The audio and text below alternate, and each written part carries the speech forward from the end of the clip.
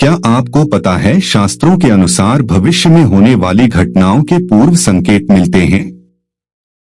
भविष्य में होने वाली घटना का पहले ही संकेत मिल जाता है। शास्त्रों के अनुसार यह कथन केवल एक धार्मिक मान्यता भर नहीं है, बल्कि जीवन के सूक्ष्म रहस्यों में से एक है, जिसे हमारे ऋषियों मुनियों ने अनुभव के बल पर गहराई से समझा और शास्त्रों में संकलित किया।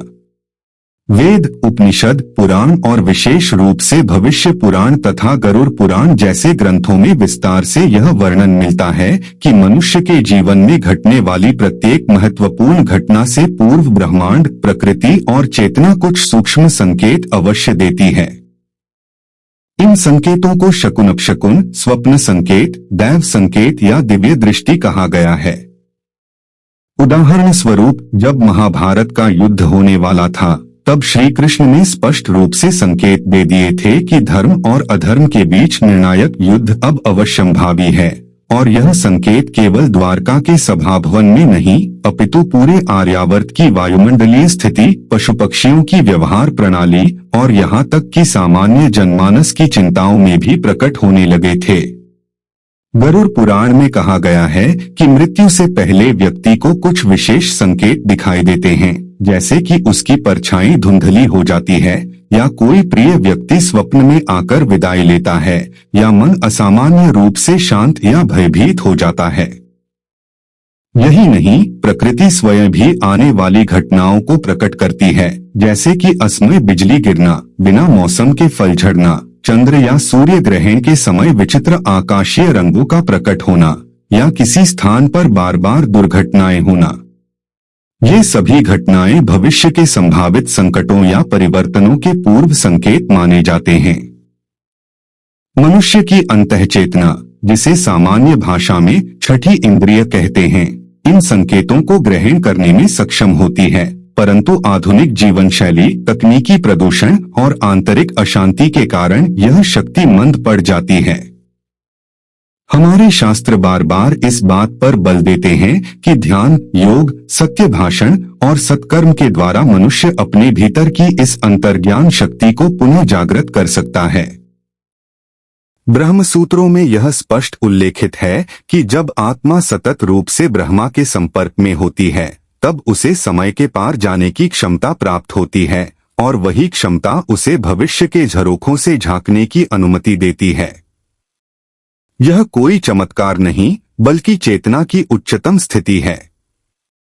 हमारे इतिहास में अनेक ऋषि मुनि, संत महात्मा और यहाँ तक कि सामान्य जन भी ऐसे दृष्टांत प्रस्तुत करते हैं, जिनमें उन्होंने आने वाली विपत्तियों या सौभाग्य की घटनाओं का पूर्वाभास पहले ही कर लिया था।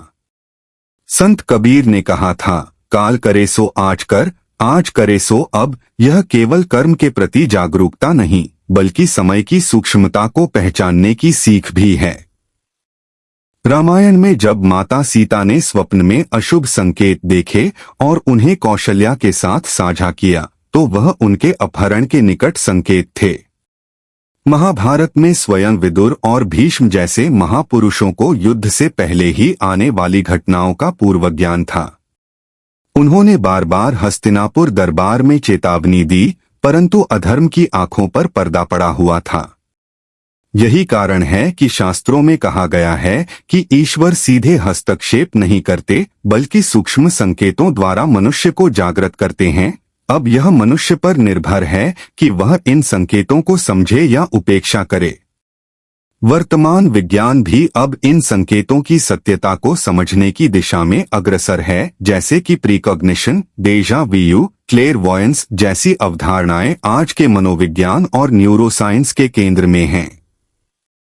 वैज्ञानिक यह समझने का प्रयास कर रहे हैं कि क्या मस्तिष्क भविष्य की घटनाओं को पहले से सेंस कर सकता है। कई प्रयोगों में यह प्रमाणित हुआ है कि व्यक्ति के दिल की धड़कन, त्वचा की कॉन्डक्टेंस और मस्तिष्क की तरंगे किसी घटना के घटित होने से कुछ क्षण पूर्व बदलने लगती हैं। यह भी एक प्रकार का सूक्ष्म संकेत है जो शास्त्रीय ज्ञान के अनुरूप है।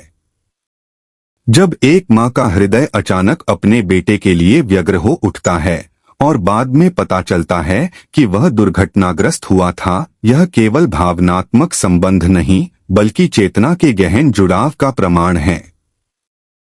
इसी प्रकार कई बार व्यक्ति किसी स्थान पर जाने से पहले ही असहज महसूस करता है या किसी निर्णय से पहले ही मन में अनजाना भय होता है। ये सभी संकेत इस बात के होते हैं कि ब्रह्मांड कुछ संकेत देना चाहता है। हिंदू ज्योतिष शास्त्र, विशेषकर संहिता भाग, इन्हीं संकेतों का विस्तृत विश्लेषण प्रस्तुत करता है।